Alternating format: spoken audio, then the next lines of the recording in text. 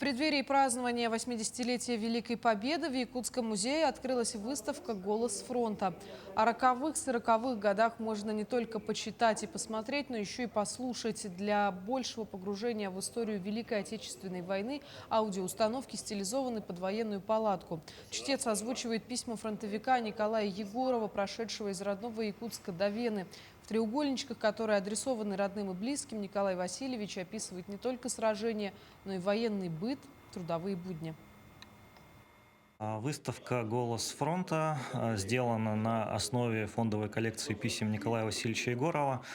И сама идея выставки мы ее решили сделать не в совсем обычном формате, а в таком даже аудиоформате скорее, потому что основной экспонат этой выставки — это не вещи, хотя они тут есть, не награды и даже в какой-то степени не оригиналы писем и документов, а чистые такие воспоминания Николая Васильевича Егорова.